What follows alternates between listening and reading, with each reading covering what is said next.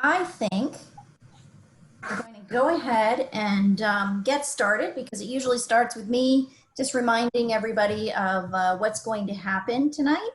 And then I'm going to hand it off to Neely.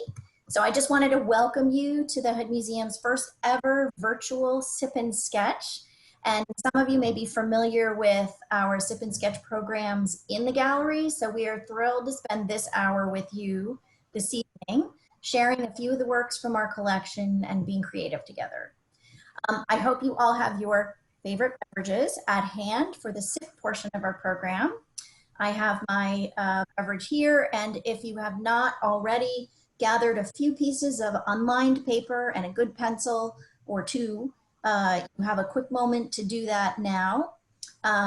When we host a sip and sketch in the museum, we usually play music in the background, and since we're not really able to do that here in a very facile way, there will be a point during the evening where we'll invite you to listen to something inspiring from your own playlist. It can be whatever you want that makes you happy.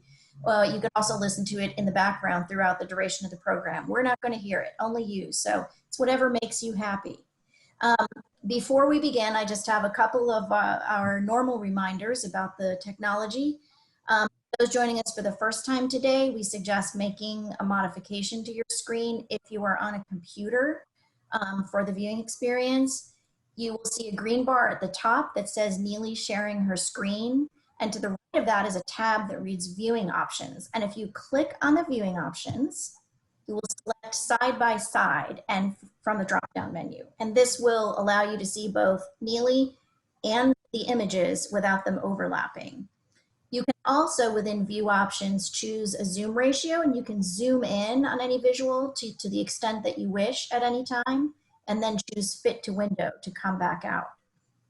If you are on an iPad, unfortunately, I don't think side by side is an option for you, but you can do to view an image, and now I have lost it, but essentially what you're going to do is if you put your two fingers on the, I hope you can see this, no some glare, and you just extend them on the screen, that will zoom in on the image and then just do the reverse to bring it back down to size. So I hope that makes some sense for our friends joining us on iPads tonight. Lastly, since we're not able to see all of your wonderful work in person tonight, we do invite you to share your sketch with us through email, which we'll provide in the follow-up correspondence tomorrow. And now I'm going to leave you in the hands of my wonderful colleague, Neely McNulty, who is the Associate Curator of Education for the Hood Museum. Neely. Thanks. Welcome everyone to Virtual Sip and Sketch. It is so fantastic to see how many of you have signed on to take this ride with us tonight. We've never done it, as Sharon said, and we're deeply curious about your experience. At the end, when she talks about evaluation, please fill them out. That's the way that we can improve our practice. I also want to publicly call out Sharon. She is incredible. She has played a critical and kind of an unseen role in all of the virtual programs this spring. We couldn't do it without her. I also want to thank our teaching specialist, Vivian Ladd, who has been instrumental in co-planning the content of this program with me tonight. All right, so get your paper, your pencils, and your beverage of choice ready, and we'll get started. So, as you know, the focus of tonight is on mark making. So we're really thinking tonight about the expressive quality of line and how when you experience a work of art in person, whether unconsciously or consciously, the way you experience that line or those lines, those marks, can impact the way you read a work of art, can impact the way you interpret a work of art. So tonight we're going to explore principally 4 works of art by contemporary artists, 2 of whom are local artists. And the 5th work of art that we're going to look at the end, we're going to use as a jumping off, a sort of a springboard for a drawing that you'll do at the end. We've chosen these works of art really because of the sort of the variety of marks that we'll find in these pieces. And we'll begin with a very accessible drawing, and we'll just get sort of increasingly complex from there. We're going to explore by looking together. I'm going to be your eyes and I'm going to be your voice. So I'll be calling out features to you that I really want you to see. I'm also going to be asking you to go through really short drawing exercises. And as Sharon said, sometimes I will stop and I'll give you 3 minutes or 30 seconds to make a drawing. But sometimes I'll talk over while you're drawing just to kind of amplify your visual experience. And we really are doing a lot of drawing because we do this in the galleries. What we find is that drawing is a really wonderful tool for helping people slow down. It helps them hone their observational skills. And then ultimately, of course, it's a mode of personal expression. And so this is just an opportunity for you, as my coworker Vivian says, to luxuriate in looking and to just really just take this ride and see what comes out of it. So we also want this to be pretty interactive in as much as that is possible. So occasionally I'm going to ask you to pipe up and throw out some descriptive words in response to a question that I ask you. You've got the chat function. I want you to feel free to sort of speak freely through that. And Sharon is going to moderate that for us. I can't see it very easily, actually. So as you as ideas roll in, she's going to name them. She's going to list them for us, and she's not going to call you out by name. So this is intended to be as interactive as possible and as unintimidating as possible. All right. So virtual programming sometimes lets us do things that we cannot do when we're in the galleries, such as this. We're going to look at our first work. This is a piece by Benjamin Deegan, and we're actually not starting with the whole image. We're starting with an excerpt of it. This is the bottom third of this drawing. And what I want you to do, we're sort of stopping here for a couple minutes. We're kind of walking around, looking at this work from the inside out. And we'll look at a couple of sections and then we'll put it all together and look at it.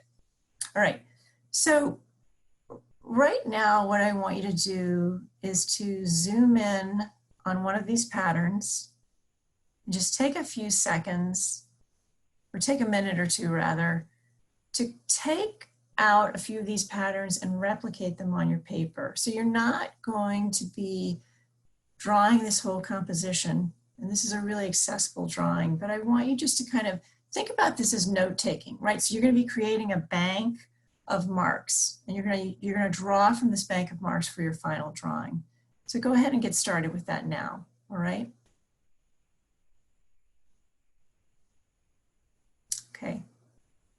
So to orient you, as I said, this is at the bottom of a drawing. This whole drawing is only half the sheet, half the size of a 8.5 by 11 piece of paper. It's absolutely tiny. And when we look at this bottom section, I think the first thing that strikes me when I look at it is the patterning, right? And there's a change in value. So I want us to think about how Benjamin Deegan, the artist, achieves that. So he's leaning in, right, to make those jiggity patterns in the middle that are reading a little bit like bark. Does everybody see this in the center, kind of the lower half? He's creating breathing room in this section of the drawing by creating space between his marks, right? We have directional shifts in some of these marks as well. You have diagonals moving one way, you've got verticals up and down. And he's making faint and light marks. The use of negative space in this section is also fascinating. So can everybody see the hand form on the right? It's basically flattened, except if you look at the top of it, at the wrist and the top of the hand, you can notice that Benjamin has sort of shaded this section in with the directional lines that kind of fan out across the knuckles. And this is a subtle way of giving this some three-dimensionality, all right? So by now, hopefully you've drawn like a couple of these marks, these patterns, and I would love it if a few of you are willing to kind of throw out some descriptors for those patterns. And you can just shoot those to Sharon now. As we say, chat it up. Just put them in the chat. Okay, as you're sending those thoughts, we're going to look at the top section. So we began at the bottom with the hands, but now when we go to the top, we've got a foot. So we've got a sense that we're in a topsy-turvy kind of moment here. I want to call out how in this drawing, I mean, this is really one of the fascinating aspects of this drawing. We have these shapes, right, that are clearly delineated one from the other, but Benjamin's not using any outlining here. Can everybody see that? So like with this foot section, we read this kind of topographical jiggity line that's across the ankle, across the heel, and look at the heel as those lines go up. The end of the heel, the edge of the foot is declared just by the end of those lines, right? You never see that sort of that hard line around the heel that would suggest the form. We have to kind of infer it. And if you look at the arch of the foot, can everybody see those sort of series of horizontal lines? So here he's kind of creating a sense of the foot by creating the lines outside of the form, all right? So you should be drawing madly, capturing some of these patterns as you go. Then the last thing I want to call your attention to in this drawing is right under the ball of the foot. You can see where he creates transparency here.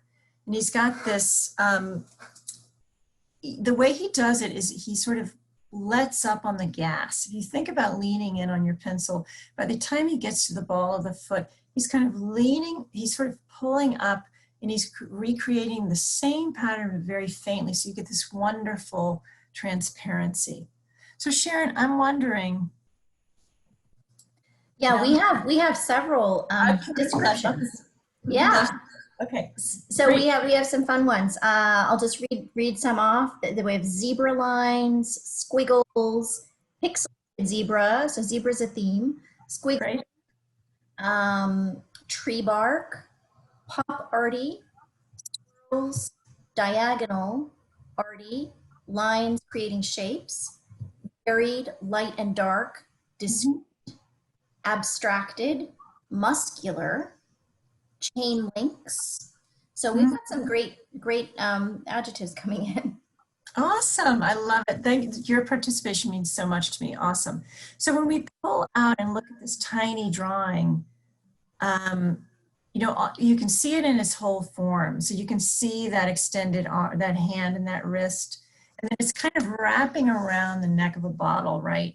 And if you follow the neck of the bottle up left, you can see its jagged form, and then the foot is sort of topsy-turvy. So this piece is called Insight or Riot.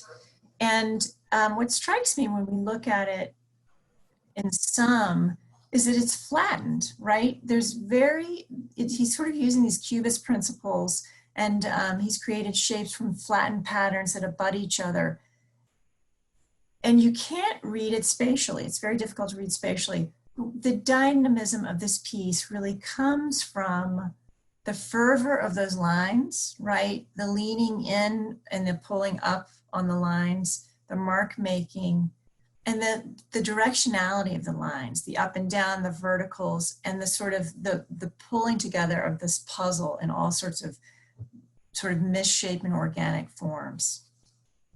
So when I want to give you a little bit of voice, sort of tell you a little bit about the art making practice from the artist's perspective.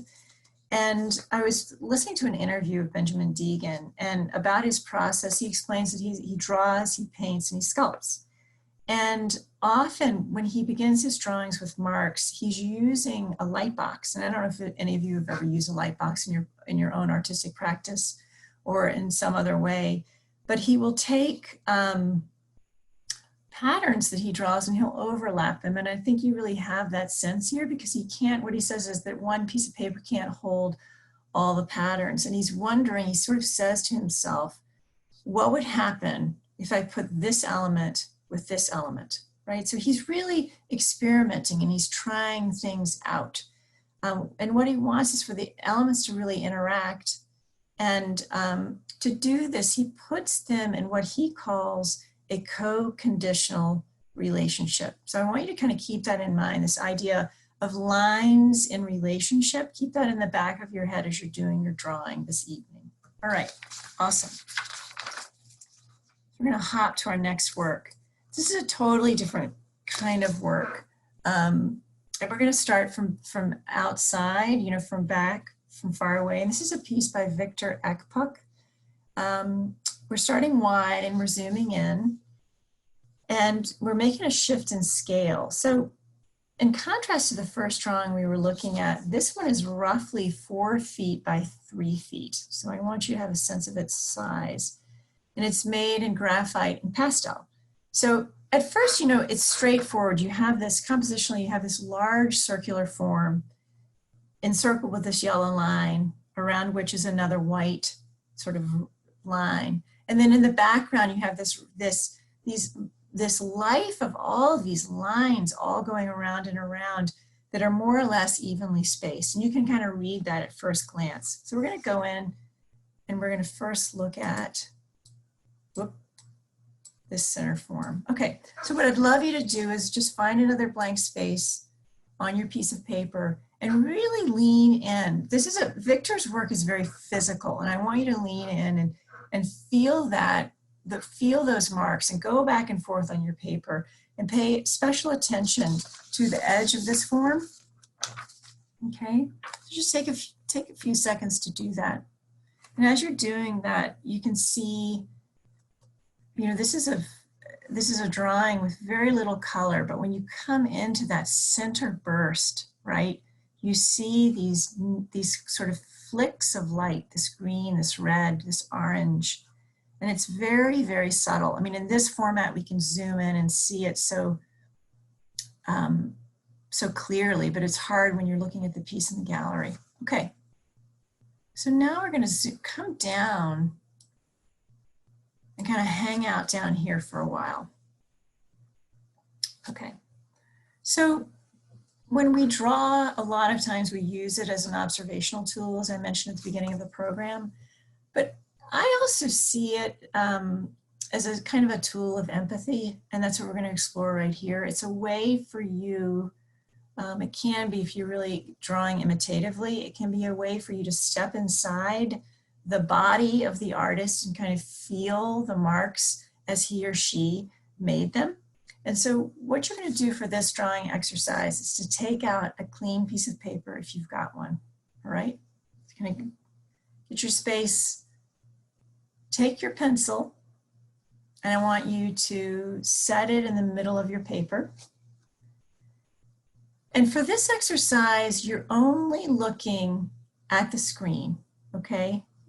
Your hand and your body and your eyes are all going to be connected. But what I want you to do is zoom in on one of these forms, all right? And I want you to settle your eye on any starting point. As you're following the lines with your eye as they turn and they cross and they kink and they spiral. And I want you to follow a line with your eye, and your pencil and your eye are going to be connected, and your pencil will move as your eye travels. And I want you to do this for 3 minutes and just try to forget where you are. And I don't want you to look at what you're making. If your form stops, just lift up your pencil and simply move over to another space, all right? So you should be drawing now.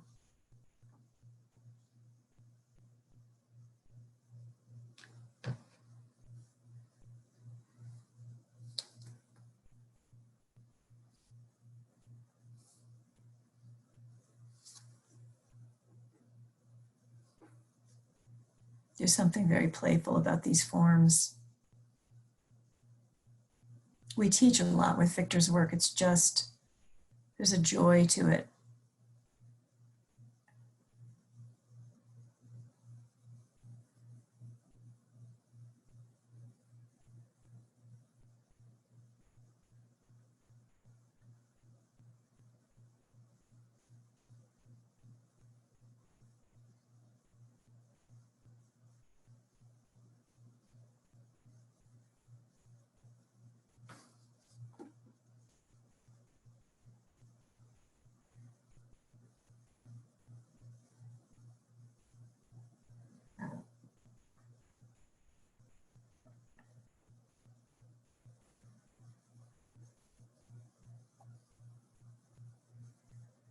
As you're sort of leaning in to get to know these forms by drawing them, you may pick up on suggestions of the figure.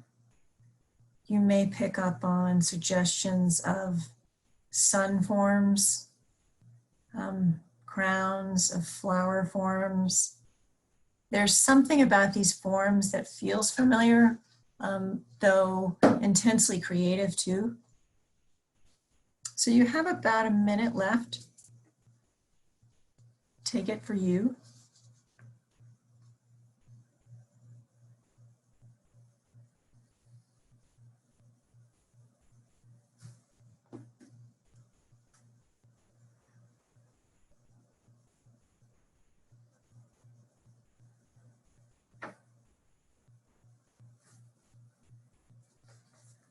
All right.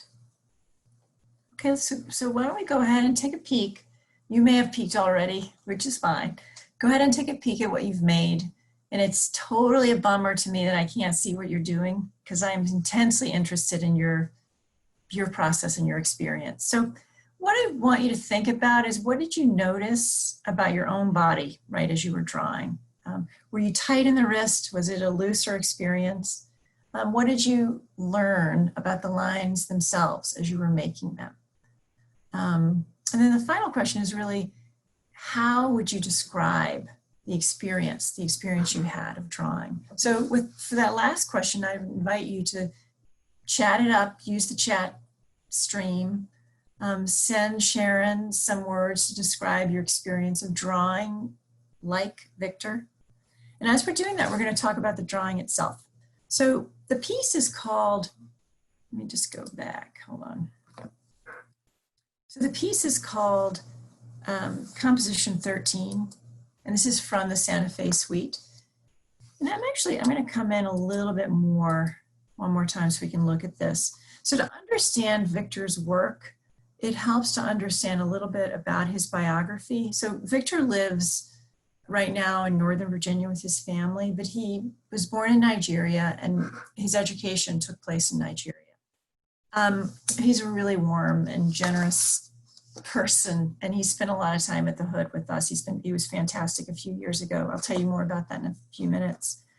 So Victor is really known for his minimalist approach of reducing forms to their constituent lines and his improvisational use of insipidity.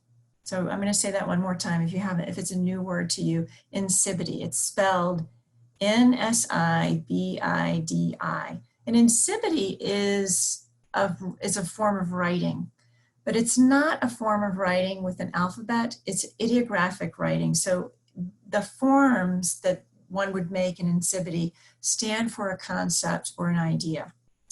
And this form of writing is associated with the ECPE, which is a powerful inter-ethnic men's association, that is thriving. This is still a culture that's very much alive in the southern sections of Nigeria and in adjacent regions of Cameroon. So when Victor was in art school in Nigeria, he became fascinated with the economy of line of insipidity, and he studied it, he copied it again and again and again, and got to know it through this act of copying. But in time, it became this kind of liftoff point, sort of an aesthetic resource for him, and really a resource for his own artistic voice. So what you're looking at here in the lower section of this drawing is not insipidity specifically, but it is it's not a take on it, but it's taken from insipidity. And they're his own form. So Sharon, did you get any words? I think you're muted, hon. Let me unmute. Sorry about that. Yes, we have plenty of responses. It's fantastic. We have rhythmic, tight in the hand, but relaxed in the mind. Oh, that's lovely. Yeah, playing with forms. Yeah. Very fine motor, but playful, meditative, doodling, tight wrists with a closed mind, repetitive, hypnotic, and then someone says disconnect. A lot of people are seeing faces and symbols in the drawings. Mm-hmm. fluid, even keeled, continuous. Mhm. Yeah. And someone upvoted doodling. Yes. And someone what? Upvoted doodling, commented, dittoed the doodling. And Oh, that's funny. maze-like, I forgot that. Yes. Very much like a maze. Yeah. Awesome. So, you know, this is composition 13 from the Santa Fe Suite. And this, he was in a residency in Santa Fe when he made this piece. And you have, it's when you look at it and you look at this kind of the energy of this central black ball with ringed in, sort of in this yellow line, you feel this connection to place, to land. You feel this kind of landscape energy, this life-giving force. And you feel, I don't know, everyone experiences art differently, but there's a joyfulness to this piece that resonates with me. And I want to share that when a few years ago when we had an exhibition of his work, it was really a beautiful show that Smooth and Zooey, our curator of African art, curated, and he's a personal friend of Victor's. And I want you just to imagine this for a second. So there was this wall up in Lathrop Gallery that we call the Tripartite Wall, and it was painted, it must have been with chalkboard paint, so it was black. And Victor picked up a box, on a day, he picked up a box of chalk and he just went in and without stopping, he drew.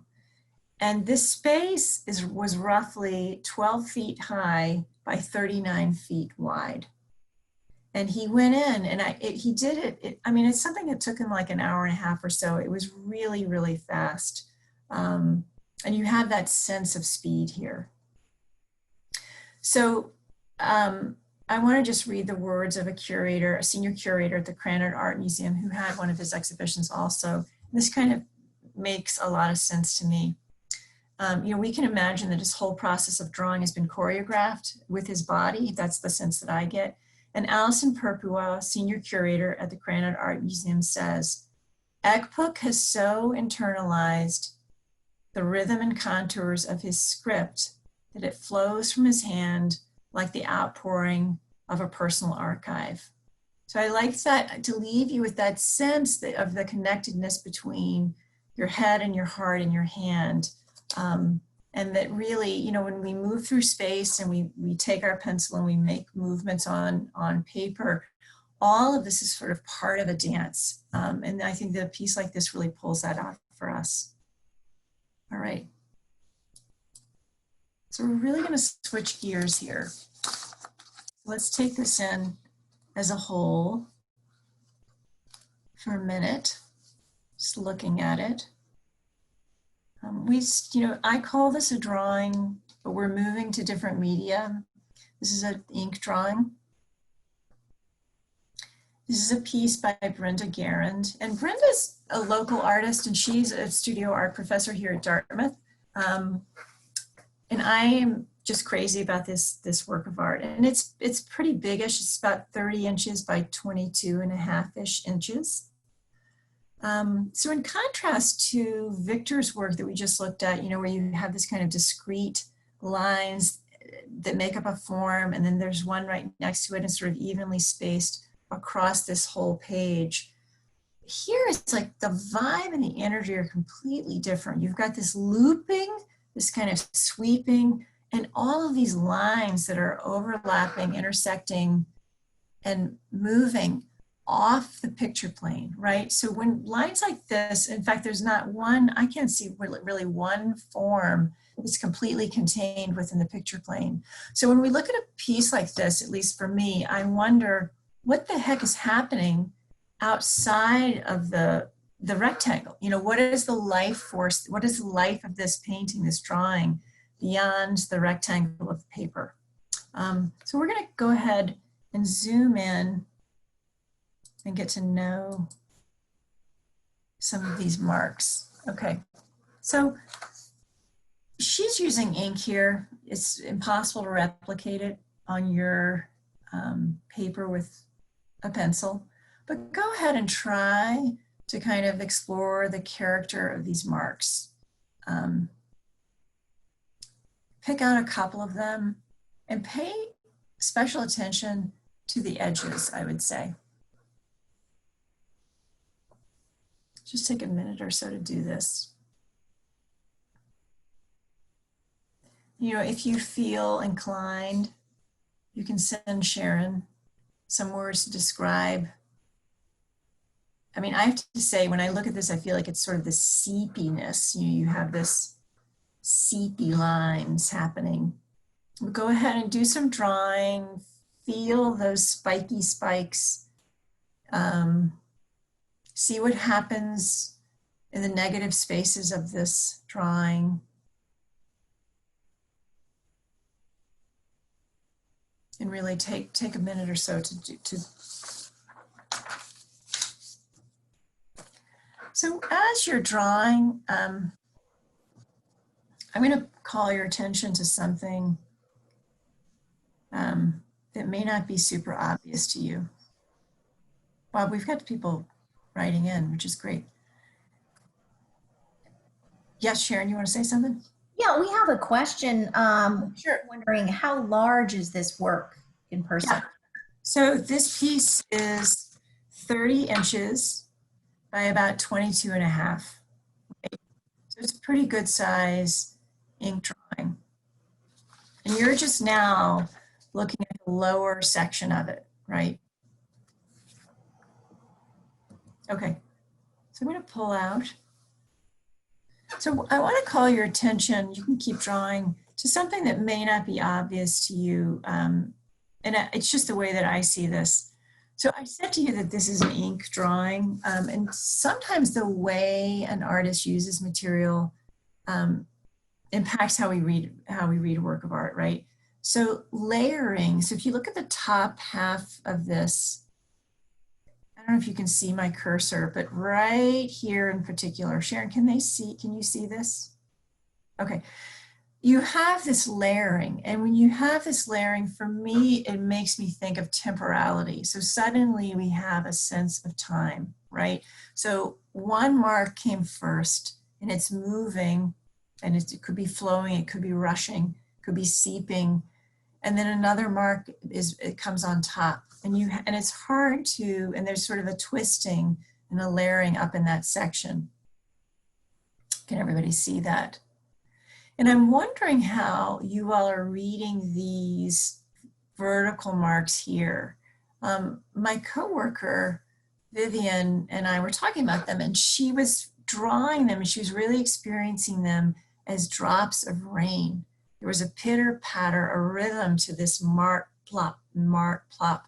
And I read them as barbed wire. And one of the reasons I mention this is because it's so, I mean, it doesn't ever have to, you don't always have to look at art with friends or with family or with someone else, but it's lovely when you can have a conversation, because people, we see these things differently. And the wonderful thing about an abstract piece like this is that it suggests different elements to all of us. Sharon, do you have any words you can? I do. Some great ones coming in. Prickly has come up a couple of times. Barbed wire, as you just said. Someone is getting a sort of a creepy sense with the sharp lines on top of the soft ones. Mm-hmm. Pouring, raining, swollen, murky. Density, transparent, underwater creature. Okay. Organic. Yeah, we've got lots of thoughts on this. Yeah. I feel like we could have a word bank, and we could also have a poetry writing creative. Yeah, absolutely. Yeah, Alien. Alien. That's Alien. So Brenda lives in Vermont, and I think she was born in New Hampshire. I believe that's correct. And the piece is called Deluge. So that's Brenda's name, Brenda Garand. And the piece is called Deluge. And Brenda made this piece and it's part of a series that she made after Hurricane Irene came through. And Brenda's home and studio were both flooded by the hurricane. And so some time passed. She cleaned up her studio. And she actually, the ink that she used to make this piece is walnut ink that she made herself. And there is flood clay that she's included as a secondary material on this heavy wove paper, right? She had to pick a substrate, a paper that could kind of handle the weight of this seeping experience. So you have a sense from this piece, and from her artistic process, that this is a work that's very tied to place. It's very tied to natural forces beyond human control. So in Brenda's own words about her artistic practice, she says, this is a quote, "Vermont, New Hampshire, and Quebec are regions I cull ideas from, as well as my own heritage of Abenaki, French Canadian, and English. Materials hold great significance. I believe that the visual recording of a moment in time is analogous to the oral tradition of history. Both are interpretations of events."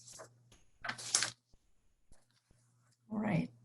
So our fourth drawing is, we're just like taking you around different experiences. So this is by Enrico Riley, who is also a Dartmouth professor, and he's been teaching here for 19 years. And I think you probably, when you look at this, you immediately have a sense that there's probably a narrative going on, and we'll get to that. But the entry point for all of this observation tonight is through the marks. So I want you to start there. And, I think it's pretty, immediately you can imagine that Enrico used, there's an imprecision here, right? So he used something blunted. So in fact, he's using wax crayons. He's got two values that he's using. He's created a compressed composition of very sort of simplified, rounded forms that are devoid of any detail, right? Except for the rough and the quick marks that are used to fill in the forms. So if you remember back to the first Benjamin Deegan piece, when he was sort of creating the patterns and creating the forms from the patterns, this is the opposite, right? He's outlining a form and he's quickly filling it in, but he's leaving some of that background to bleed through, which creates some energy between those lines. And does everybody notice that he's also using a double line, right, around those forms? Okay, so we're going to zoom in for a second. Well, actually, not too far. Actually, we're going to stay out. What I want you to do before I zoom in is I want you to just find one of those forms, anyone, and just replicate it on your paper. You're going to be tempted to draw it fast in comic book style, because that's the style of this drawing. But what I want you to do is really look at the edges and the life of the line around the form you choose. So go ahead and do that now, please.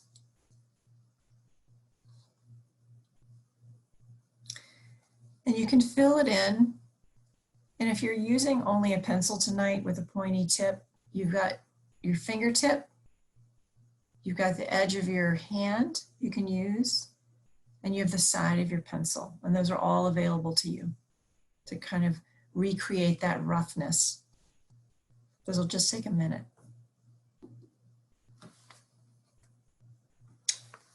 Okay, so I'm going to go in. We're going to hover in the center. All right. So there's a lot of subtle activity here happening. And, I think we can read, and maybe you're reading this already on your own, you can read these two central forms as hands, right? So you've got the knuckles, the three knuckles, and they're clenched up against a leaning head.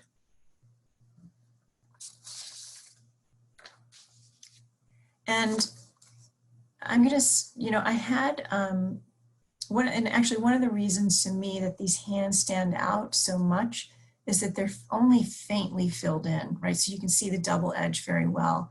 And on Monday, I had the absolute pleasure of talking to Enrico for about a half an hour on the phone. It was so great. And I had a bunch of questions for him, and I asked him about his use of the double line. And he said that in looking at Matisse's drawings, Matisse's contour drawings, and looking at Ellsworth Kelly's drawings of plants, and really sort of informed how he thinks about what is possible on either side of a line. And so to me, that's really a statement about how a line can really activate the space around it. He uses that double line technique to show depth. And you can imagine it's sort of a space of behind the original contour, the original form. And it's also, he said to me, it's also a nod to artifice. So you can imagine that these shapes could just be cut out, right? So it's sort of this, it creates this collage impression to put all of these things together. So let's put it together and think about the whole composition and what we're looking at. You know, you've got a head that's leaning down, and you have two hands coming up to a face. We have a body in the lower section with 2 feet pointed up, and their feet without shoes. 3 tulips are in the foreground. Can everybody see that? And that white square in the bottom lower right, we can really read it as a white, you know, as an area of whatever the body is resting on. So this is a scene of mourning, right? This is grief. And we can only see, you know, what we know about these individuals is very limited because in a way they're sort of sectioned off and they're separated from their personhood. So Enrico shared with me, and this is just really fascinating. So he made this in 2016. And at that time, what he was doing every day at the end of his day is climbing into bed. He would put a headlamp on, take his sketchbook, bring it into bed with him, and over the course of 5 minutes, he would make between 1 and 5 very quick drawings. And these are drawings that he would make without thinking. So he's accessing forms and images. He has this repository of images from years and years of drawing. And so there was this connection immediately, and he would just start drawing. And he explained that he began with the figure, sort of his hand kind of found this figure in the middle. And then his hand kind of found this body at the bottom, and it became a woman mourning the loss of her child. And then he had to put them in a place, like where is this mourning happening? Where's this scene? And so he thought about the place, the Emmanuel African Methodist Episcopal Church in Charleston, South Carolina, where the year before he made this drawing, in 2015, 9 African Americans were killed by a white gunman. And these folks had been in a Bible group. And so that is how he came, that sort of putting it into that place, that real place, is how he then decided to draw the pews in the background. Does everybody see that very simple reference to place? So, you know, one thing that really strikes me is that he's using, this is a heavy content, and he's using comic book style to communicate about this. And I asked him about that, and he said he really works consciously in this friendly style, accessible comic book style.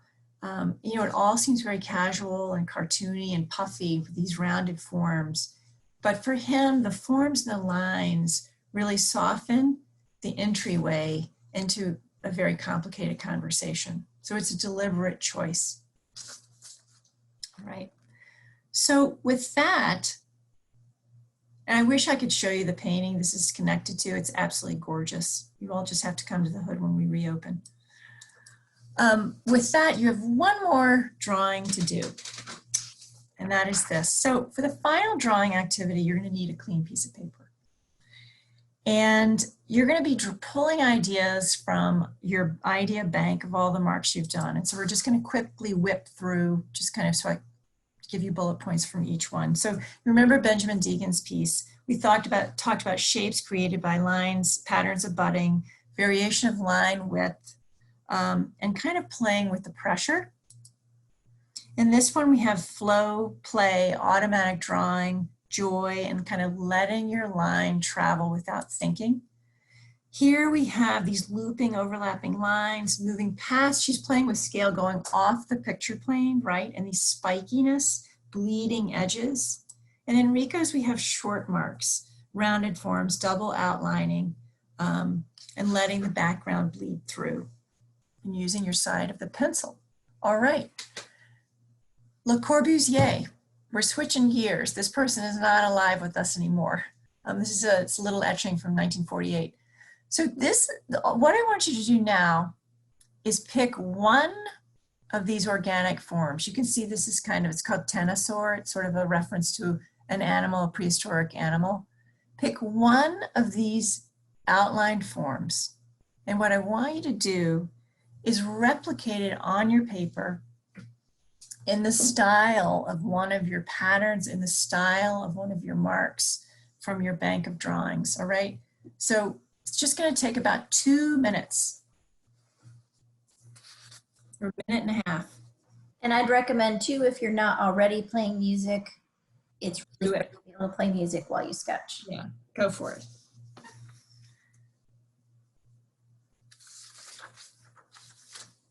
And so you know what you're going to be doing, because people work at different rates. You're going to be doing this a few times over and over in different styles. So when you complete the first one, what I invite you to do is to kind of turn your page and play with scale.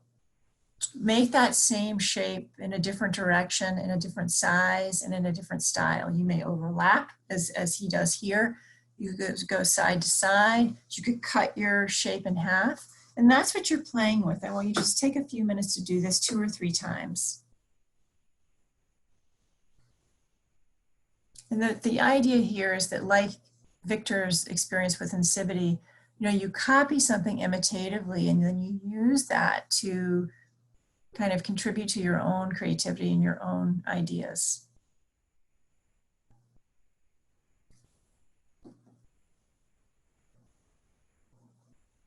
This is a tiny etching in dry point, tiny.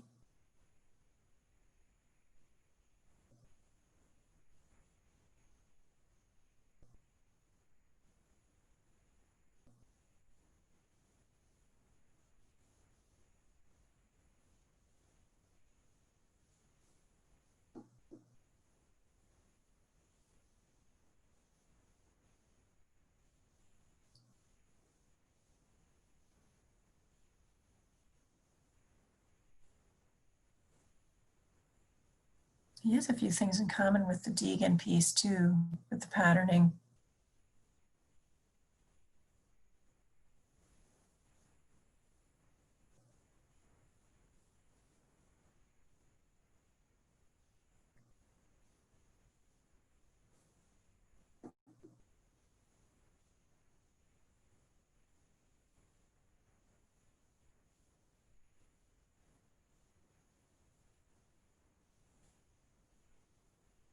Take another minute.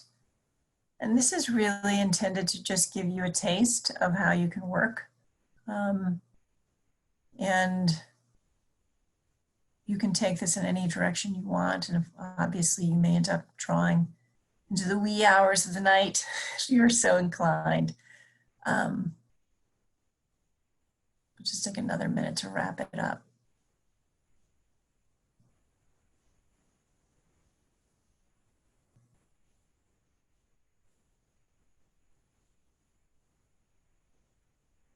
Okay.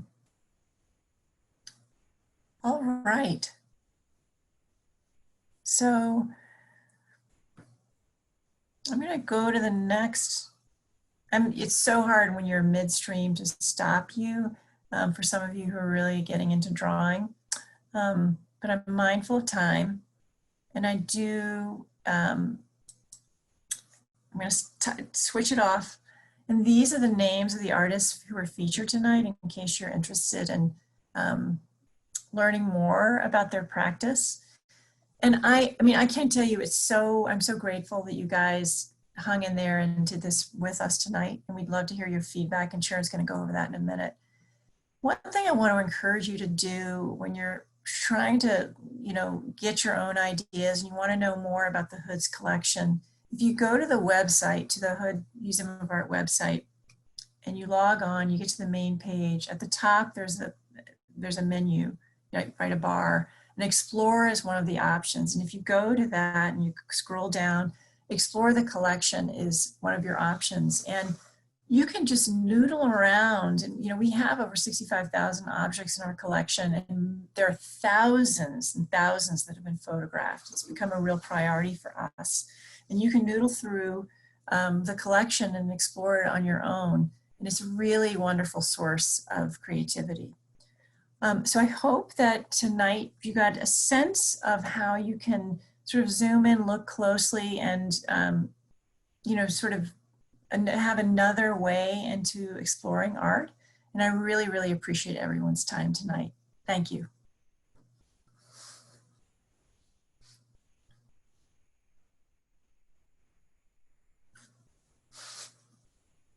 Sharon, you're going to unmute yourself? Unmute myself. So now's the time. Ditto what Neely said. Thank you so much for joining us tonight. This was new to us. I hope it was enjoyable for all of you. Let us know. Again, as Neely mentioned, your feedback is really invaluable. So we encourage you to fill out the Google form that we'll send you tomorrow in the follow-up email. Even if you've taken another program with us and filled out a form, it helps us to know each time what we're doing that's working and what we could improve. We want to make this the best possible activity for you. So I also encourage you again just to share your sketches with us. I'll include my email tomorrow in the follow-up as well. They may or may not end up being shared with our greater audiences, but we would definitely just love to see what you did tonight and how much fun you had. And we hope you enjoyed exploring a part of the collection that you may not have seen before. You can register for upcoming programs on the Hood Museum's website through the events calendar or on the Dartmouth events calendar and through links provided on Facebook. We also list on the Upper Valley listserv. You'll find a number of places, and if you're having trouble finding out where to find more, just email us and we'll help guide you to those links. And we really hope that you had as much fun tonight as we did. And yes, we wish you a wonderful evening. Thank you so much. Thank you.